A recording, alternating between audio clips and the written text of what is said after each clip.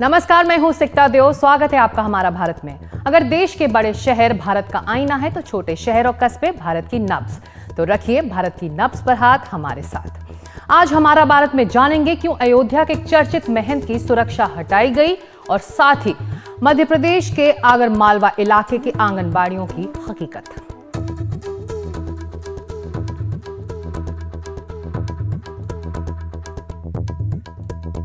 लेकिन शुरुआत छत्तीसगढ़ से, जहां के सुकमा और बीजापुर बॉर्डर पर नक्सलियों ने बड़ी वारदात को अंजाम दिया है।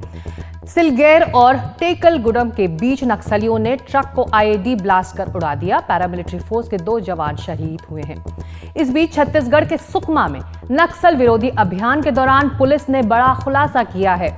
ये सामने आ रहा है कि नक्सली अब नकली नोट छाप रहे हैं और पुलिस टीम को पहली बार नक्सलियों के पास से नोट छापने की मशीन, स्याही और दूसरे सामान मिले हैं।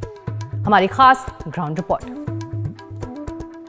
बरामद किया गया। आप देख सकते हैं ये नकली नोट बनाने के लिए उपकरण है। ये स्याही है। सुकमा जिले में पुलिस, डीआरजी, बस्तर फाइटर और सीआरपीएफ ने कोरजागुड़ा की पहाड़ी से टकसाल को पकड़ा है। चौंकिए मत, ये देखिए नकली नोट बनाने के उपकरण, colour printer machine, inverter machine, colour ink और 50, 100, 200, 500 रुपए के नकली नोट के साथ बंदूक, वायरलेस सेट, मैगजीन और बड़ी मात्रा में विस्फोटक। पुलिस को लगता है उसकी आक्रामक रणनीति से नक्सलियों का सप्लाई सिस्टम बिगड़ गया है, फंडिंग रुक गई है, इसलिए वो नकली नोट छाप रहे हैं। जिस हिसाब से ये लोग नोट छाप रहे हैं उससे समझ में आ रहा है कि कहीं ना कहीं नक्सल संगठन को जो पैसे की कमी हो रही है। उसके अलावा जो अंदरूनी इलाके में जो कैंप्स खुले हैं और ऑपरेशंस लगातार किए जा रहे हैं, उसकी वजह से जो उनकी जो फंडिंग है वो कहीं ना कहीं कमी हुई है। जैसे इस साल तेंदुपत्ता के सीजन में हम देखेंगे उनकी जो फंडिंग हुई है वो काफ़ी हद से कम हुई है और मुझे लगता है कि इसी का नतीजा है कि नक्सली अब जो नोट छापने जैसी करतूत है उसकी तरफ बढ़ रहे हैं आगे। सूत्र बताते हैं कि 2022 में बड़े नक्सली काडर ने एरिया कमेटी के सदस्यों को नकली नोट छापने का प्रशिक्षण दिया और उन्हें हिदायत दी कि साप्ताहिक हाट बाजार में इसे खपाया जाए। यानी जिन आदिवासियों के हितैषी होने का नक्सली दावा करते हैं उन्हें ही ठगने की साजिश। पुलिस अब इस आर्थिक हमले के खिलाफ भी रणनीति बनाने में जुट गई है। 4 दशक से रेड कॉरिडोर पर काबिज नक्सली अब पीछे हट रहे हैं, लेकिन अबूझमाड़ के जंगलों में 7 जून को जो मुठभेड़ हुई उसमें 7 नक्सली मारे गए। घटनास्थल से हथियार और लोहे के कारतूस मिले, जिन्हें देखकर अंदाजा लगाया जा रहा है कि इनका इस्तेमाल 12 बोर बंदूक में किया जा सकता है। 12 बोर बंदूक का निर्माण माओवादी जंगल में ही कर रहे हैं। एक कारतूस, एक और कारतूस, ये 2 कारतूस मिले जो मुझे समझ में आ रहा है कि 12 बोर बंदूक के कारतूस हैं। और सबसे ख़ास बात यह है कि इन कारतूसों को देखें तो ये जवानों के लिए एक नई चुनौती होगी मेरे हिसाब से। और सोचना होगा सुरक्षा बलों को कि माओवादी जो है अब अपने कम होते कारतूसों की संख्या की भरपाई भी खुद करने लगे। मुठभेड़ के पश्चात इलाके से 6 माओवादियों के शव के साथ काफ़ी बड़ी मात्रा में आर्म्स अम्युनिशन भी रिकवर किए गए थे। उनमें से कुछ लोकली फैब्रिकेटेड जो अम्युनिशन है, जो लोगों से फैब्रिकेटेड जो 12 बोर अम्युनिशन टाइप का भी सामग्री बरामद की गई थे, उसका बैलिस्टिक एग्जामिनेशन करवा रहा है। 2024 में अब तक पुलिस और नक्सलियों के बीच 71 मुठभेड़ हो चुकी है, जिसमें 123 माओवादी ढेर हुए हैं। 399 माओवादी आत्मसमर्पण कर चुके हैं। कई सालों में पहली बार ऐसा हुआ है कि छत्तीसगढ़ में नक्सलियों के टीसीओसी में सुरक्षा बल उन पर भारी पड़ रहे हैं। बस्तर से विकास तिवारी और सुकमा से सलीम शेख के साथ अनुराग द्वारी की रिपोर्ट, एनडीटीवी।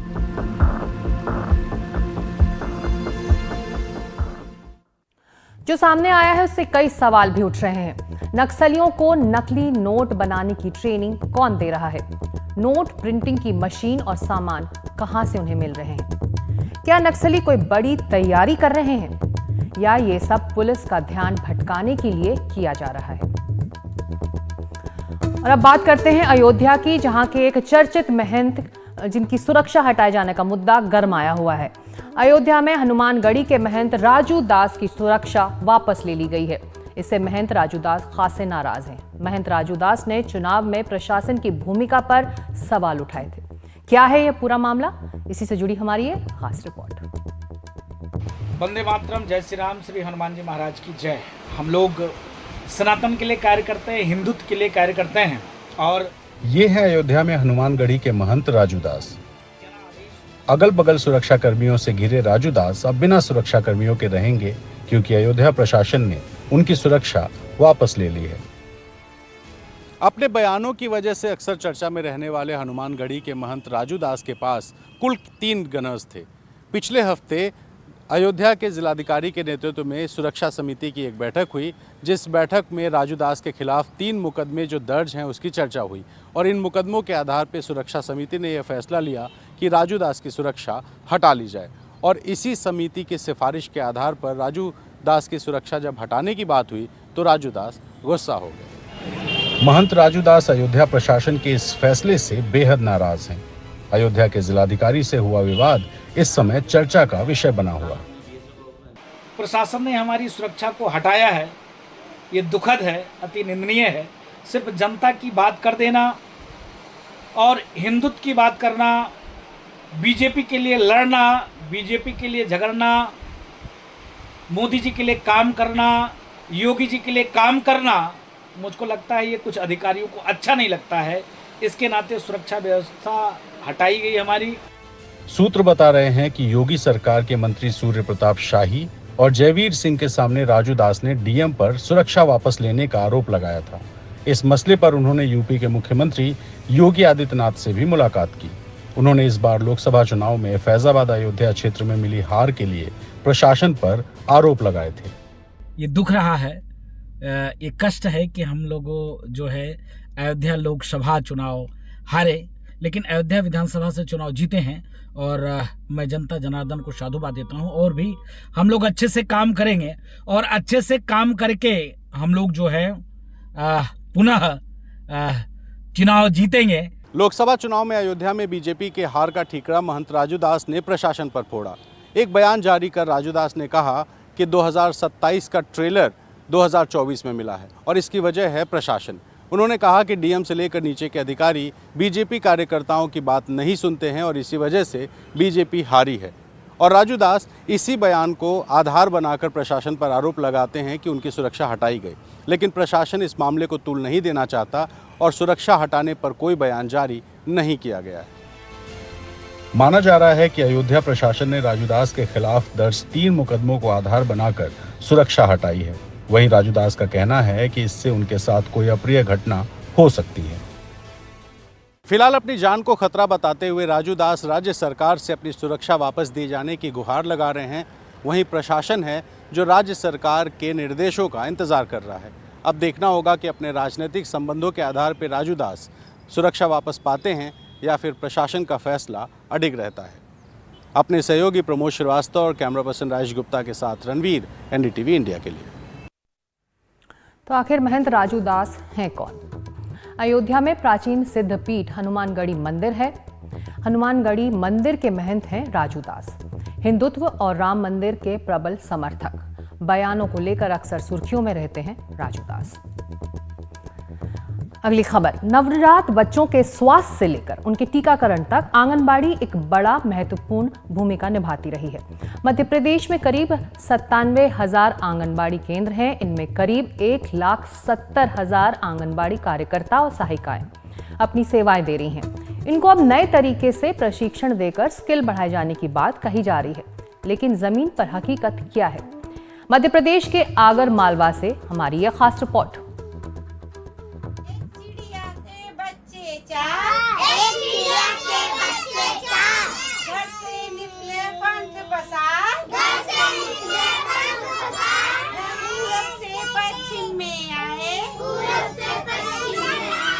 बागड़ी खेड़ा गांव में बच्चे सुंदर सी कविता पढ़ रहे हैं, लेकिन जिस कमरे में ये सबक सीख रहे हैं वो सुंदर तो बिल्कुल नहीं। 10 बाय 10 का एक छोटा सा कच्चा कमरा, टीन शेड से बनी छत, वो भी टूटी फूटी। कच्ची दीवारों को ढकने के लिए बहुत सारे पोस्टर लगे हैं। एक कोने में पोषण आहार को सुरक्षित रखने के लिए ड्रम रखा हुआ है। एक कोना किशोरी बालिकाओं के लिए उदिता कॉर्नर के रूप में काम आता है और हाँ, एक कोने में बच्चों के लिए लाइब्रेरी भी है। इसके अलावा वजन तोलने की इकाई, लंबाई नापने का यंत्र, गर्भवती धात्री महिलाओं के लिए भी ज़रूरी इंतजाम, और तो और चूहों के लिए खेलने की भी जगह, ताकि वो आंगनवाड़ी का रिकॉर्ड कतर कर अपना पेट भर सकें। इस आलीशान जगह में ये इंतजाम अजूबे से कम नहीं। हमें समस्या तो बहुत बड़ी है सर। यहाँ हम बच्चे तो भोजन भी कराने में परेशानी आती है, इधर भी बहुत परेशानी आती है। हमें बरसात में भी पानी चूता है। कैसे चूता है? अच्छा, सर ये चद्दर है, फटी हुई है। किशोरी दिवस भी यहीं रहते हैं, वजन बच्चे का तोल भी है, जो भी हमारे गतिविधि है। वजन के लिए कोई इकाई आपने? हाँ जी, ये घड़ी है हमारी, इससे हम वजन लेते हैं। बच्चे ज़्यादा होते हैं तो बैठ नहीं पाते, सित्तन सर भार बिठाते हैं, वजन लेते हैं, सित्तन समझा नहीं पाते। समस्या हमारी तो बहुत बड़ी है सर। ये जानकर और हैरत होगी कि इस आंगनबाड़ी केंद्र का किराया करीब 1.5 साल से सरकार ने नहीं भरा है। आगर मालवा जिले के वार्ड क्रमांक 6 में रेशमा और ममता बच्चों को गर्मी से बचाने के लिए बारी बारी से पंखा करती हैं। मिड डे मील भी आ गया तो एक से सटाकर दूसरी थाली रख दी गई है ताकि सब बच्चे बैठकर खा सकें। बिल्डिंग क्या खंडहर है। टीन शेड के ये छेद वेंटिलेशन का काम करते हैं। नल, शौचालय, लाइट, पंखा जैसी आवश्यक सुविधाएं ख्वाब से कम नहीं। स्पेस मैनेजमेंट का बढ़िया पाठ यहाँ भी पढ़ाया जा सकता है। यहाँ भी किराए का भवन है जिसका भुगतान लंबे वक्त से नहीं हुआ। गर्मी तो लगती है सर, क्योंकि 750 रुपये में मतलब पर्याप्त रूम मिलना असंभव है। इसका खुद का हम 1600 रुपये महीना दे रहा, वो भी जेब से ही है। गवर्नमेंट से तो सिर्फ 750 ही मिल पाता है। यहाँ पे पंखा लग जानी चाहिए, अच्छी बन जानी चाहिए और बड़ा बन जाना चाहिए। बड़ा भी बन जाना है। मध्य प्रदेश में कुल 97,294 आंगनबाड़ी केंद्र हैं, जिसमें 25,378 किराए के भवन में संचालित होते हैं। कहने को सरकार 1500 रुपये में किराए में भवन चाहती है, जिसमें कमरा, बरामदा, साफ सफाई, शौचालय, खेल का मैदान, बिजली इत्यादि इत्यादि की चाहत रखती है। आपको कहीं मिले तो जरूर बताएं। आगर मालवा से जफर मुल्तानी के साथ अनुराग द्वारी की रिपोर्ट, एनडीटीवी। तो आंगनबाड़ी और उनके कार्यकर्ता ग्रामीण इलाकों और गरीबों की मदद के लिए काम करते हैं। इनकी जिम्मेदारियां बेहद अहम हैं। ये गर्भवती महिलाओं की देखभाल सुनिश्चित करते हैं, नवजात शिशुओं और माताओं की देखभाल करते हैं, 6 साल से कम उम्र के सभी बच्चों के टीकाकरण का प्रबंध करते हैं। ये बच्चों के लिए शिक्षक की भूमिका भी निभाते हैं। हमारा भारत में वक्त एक छोटे से ब्रेक का है। ब्रेक के बाद आपको ले चलेंगे गुवाहाटी के कामाख्या मंदिर, जहां वार्षिक मेले में पहुंच रहे हैं लाखों श्रद्धालु।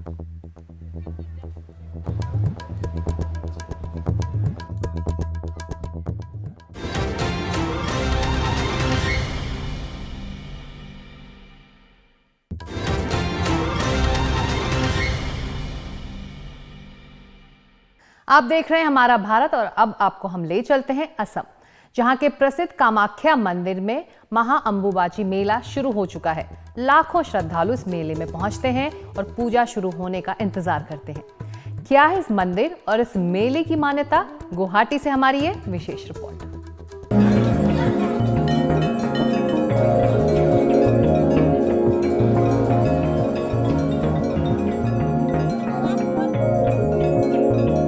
पूरे भारत में देवी के 51 शक्तिपीठ हैं, जिनमें से एक है गुवाहाटी में नीलाचल पहाड़ियों पर मौजूद कामाख्या देवी का मंदिर। इस मंदिर में हर साल आयोजित होता है महा अंबुबाची मेला। मेले में शामिल होने के लिए देश विदेश से लाखों श्रद्धालु पहुंच रहे हैं। ये पूर्वी भारत का सबसे बड़ा मेला माना जाता है।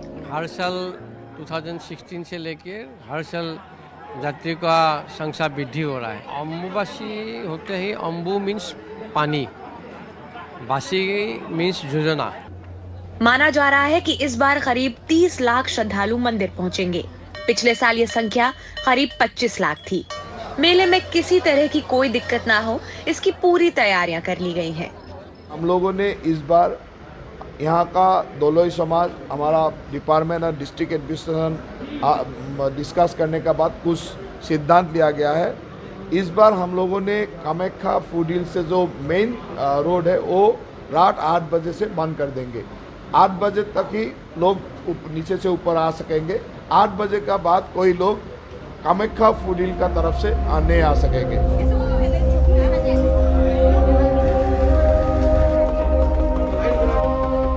शनिवार 22 जून की सुबह इस मेले की शुरुआत हो गई। इस दौरान कामाख्या मंदिर का मुख्य द्वार बंद कर दिया गया।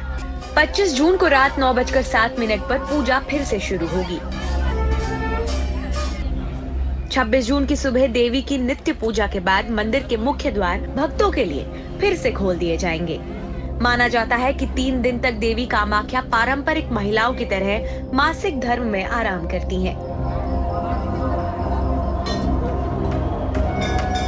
मेले में देश भर से बड़ी संख्या में तांत्रिक आते हैं, क्योंकि कामाख्या मंदिर को तांत्रिक शक्ति का केंद्र कहा जाता है। माना जाता है कि तांत्रिकों के लिए अंबुबाची का समय सिद्धि प्राप्ति करने के लिए सबसे सही होता है। परम्बा भगवती जो शक्ति का संचार है, 51 शक्तिपीठ का वर्णन किया गया है, कहीं 52 का उल्लेख आया है। तो इस शक्तिपीठ के अंतर्गत माँ जगदम्बा का यह योनि द्वार गिरा है, जहाँ प्रति वर्ष अंबुबाची मेला लगता है। तो जगदम्बा की कृपा प्राप्ति के निमित्त में अपने आत्म कल्याण निमित्त अपने शरीर में 7 चक्र हैं, मूलाधार से सहस्त्रार, इन शक्ति के जागरण के निमित्त में सभी भक्त यहाँ आते हैं। तो जगदम्बा सबकी मनोकामना पूर्ण करे। यहाँ मुझे परम आनंद और परम सुख मिलता है और परम सिद्धि के लिए हम लोग यहाँ पर आते हैं।